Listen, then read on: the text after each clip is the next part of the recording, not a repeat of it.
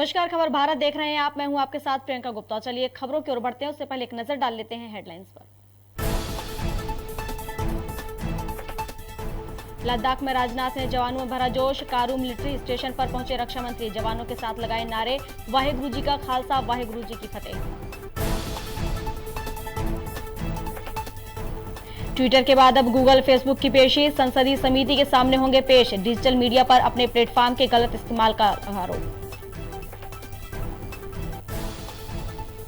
जम्मू कश्मीर के श्रीनगर में एनकाउंटर का दूसरा दिन। पाकिस्तानी आतंकी नदीम अबरार समेत 2 आतंकी ढेर। ड्रोन हमले के बाद सेना का बड़ा ऑपरेशन।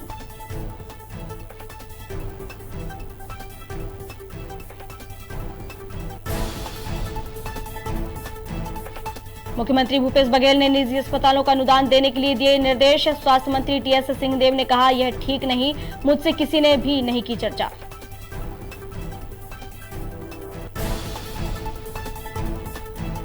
एस्ट्राजेनेका वैक्सीन की 2 डोज के बीच 315 दिन का गैप ज्यादा प्रभावी। तीसरी डोज बढ़ा सकती है इम्यूनिटी, ऑक्सफोर्ड की स्टडी में किया गया दावा।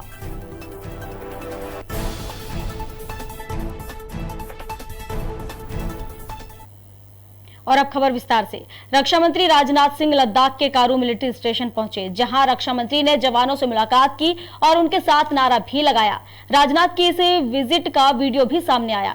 वीडियो में राजनाथ जवानों के साथ वाहेगुरु का खालसा, वाहेगुरु की फतेह का नारा लगाते दिख रहे हैं।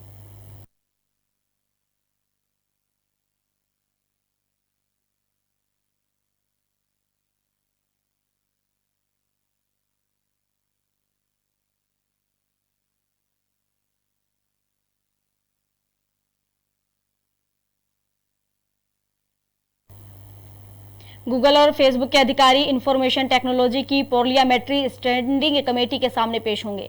इन दोनों को डिजिटल मीडिया पर अपने प्लेटफॉर्म का गलत इस्तेमाल करने के आरोप में समन भेजा गया है। इस मामले में कांग्रेस से सांसद शशि थरूर की अगुवाई वाली स्टैंडिंग कमेटी गूगल, फेसबुक के अधिकारियों से सवाल करेगी।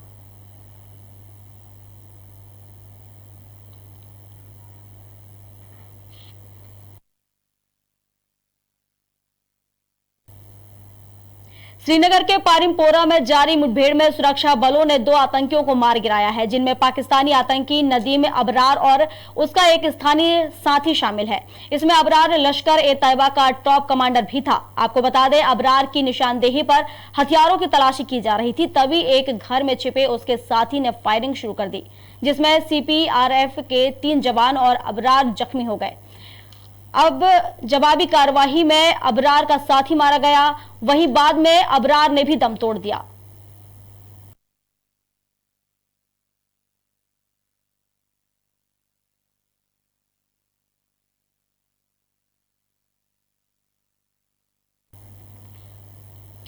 छत्तीसगढ़ में मुख्यमंत्री कार्यालय और स्वास्थ्य विभाग के बीच कुछ ठीक नहीं चल रहा है। हालात ऐसे हैं कि स्वास्थ्य मंत्री टीएस सिंहदेव की जानकारी आए बिना मुख्यमंत्री सचिवालय से फैसले लिए जा रहे हैं। टीएस सिंहदेव ने स्वास्थ्य सेवाओं से जुड़े मुख्यमंत्री के इस फैसले पर अपनी असहमति जताई है। उन्होंने यह तक कह दिया कि इस बारे में उनसे किसी ने भी चर्चा नहीं की है। मैंने भी सुना कहीं पर, मेरे से तो कोई चर्चा किसी की नहीं हुई है। मैं इससे सहमत नहीं हूँ। मैं तो शुरू से ही यूनिवर्सल हेल्थ केयर की बात करता रहा हूँ। वो अंग्रेजी के शब्द हैं तो शायद लोगों तक पहुंच नहीं पाते, लेकिन निःशुल्क सभी नागरिकों का पब्लिक के पैसे से, पब्लिक मनी से, सरकार के बजट से उपचार हो, मैं इस पक्ष का विचार रखता हूं। और हम ये कहते हैं कि हमारे पास सरकारी तंत्र के स्वास्थ्य की व्यवस्थाओं को और सुदृढ़ करने के लिए पैसों की कमी आती है। वहीं दूसरी ओर हम निजी क्षेत्र को अगर पैसा देते हैं, तो अगर निजी क्षेत्र निःशुल्क काम करेगा तो ठीक है, कोई दिक्कत नहीं है। आप ग्रांट लीजिए और किसी से पैसा मत लीजिए, आप निःशुल्क उपचार कराइए, तो बात समझ में आती है। लेकिन पब्लिक का पैसा आप निजी किसी भी संस्था को दीजिए और फिर कहिए कि पब्लिक से पैसा लो, तो ये नीति बिल्कुल उचित नहीं होगी। और अभी कोई गंभीर रूप से इसमें चर्चा नहीं हुई है, कहीं कहीं पर मीडिया में सुनने में आया है। मैं इसके पक्ष में नहीं। एक्स्ट्राजेनेका वैक्सीन की 2 डोज के बीच 45 हफ्ते यानी करीब 315 दिन का गैप ज्यादा प्रभावी होता है। ऑक्सफोर्ड की ताजा स्टडी में इस बात का दावा किया गया है कि इतना नहीं, स्टडी में यह भी बताया गया है कि इस वैक्सीन की तीसरी डोज इंसान के शरीर की एंटीबॉडी के स्तर को और भी ज्यादा बढ़ा सकती है। साथ ही शोधकर्ताओं ने पाया है कि दूसरी डोज के 6 महीने बाद जब तीसरी डोज बूस्टर के तौर पर दी गई तो कोरोना वायरस के वेरिएंट के खिलाफ इंसानी शरीर में ज्यादा बेहतर रिस्पॉन्स पाया गया।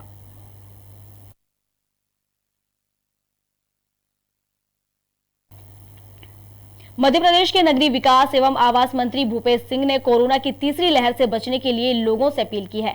व्यापारियों से कोविड अनुकूल व्यवहार करने के लिए कहा है। होटलों में 50% की क्षमता में बैठने की व्यवस्था करने के निर्देश दिए हैं। दुकानों में अनावश्यक भीड़ ना हो, इसके लिए कूपन व्यवस्था लागू करें।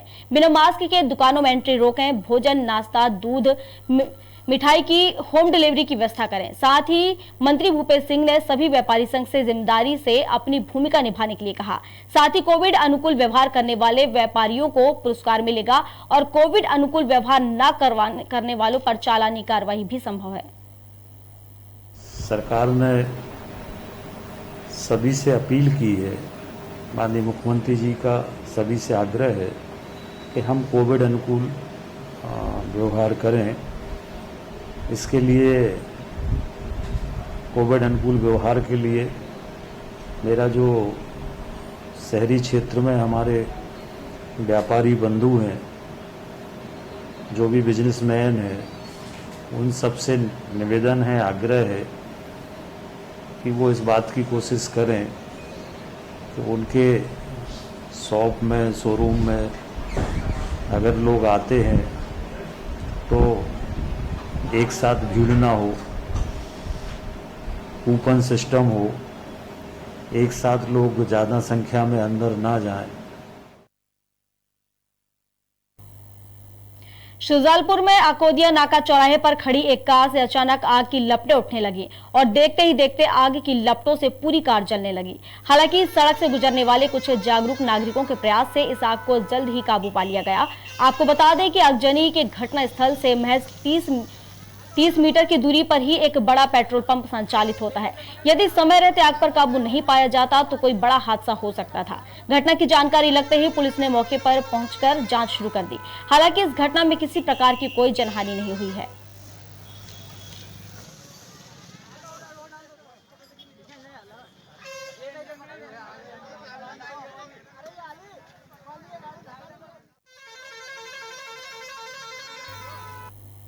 सीहोर जिले के आष्टा में पार्वती थाना क्षेत्र के तहत सहायता केंद्र बनने से पुलिस को कार्रवाई करने के लिए एक केंद्र चौकी के रूप में मिल गया है। बता दें कि जावर जोड़ से लेकर घड़ी जोड़ तक वाहनों पर कंजर कटिंग कई सालों से हो रही थी। वहीं पुलिस चौकी बनने से रात्रि गश्त भी बढ़ा दी गई है। साथ ही वाहनों पर होने वाली कटिंग पर भी रोक लगा दी गई है। पुलिस रात 9 बजे से सुबह 6 बजे तक गश्त करेगी, जिससे ट्रक चालक बेखौफ होकर आवाजाही कर सकेंगे।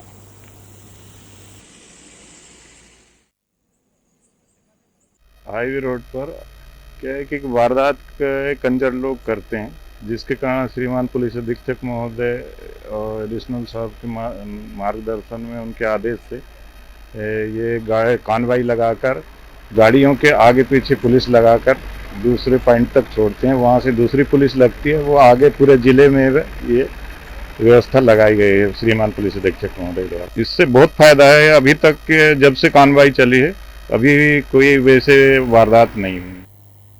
उत्तर प्रदेश के फिरोजाबाद जिले में मंगलवार सुबह आगर लखनऊ एक्सप्रेस वे पर बड़ा हादसा हो गया। बता दें कि तेज रफ्तार ट्रक ने एक बस को पीछे से टक्कर मार दी। हादसे में डीसीएम के ड्राइवर, क्लीनर और बस के ड्राइवर समेत 5 लोगों की मौत हो गई है, जबकि 2 लोग घायल हुए हैं।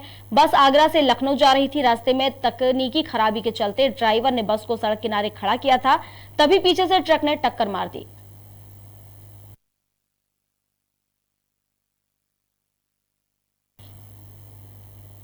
खबर भारत में खबरों का सिलसिला लगातार जारी रहेगा। फिलहाल इस बुलेटिन में बस इतना ही। आप बने रहिए खबर भारत के साथ। नमस्कार।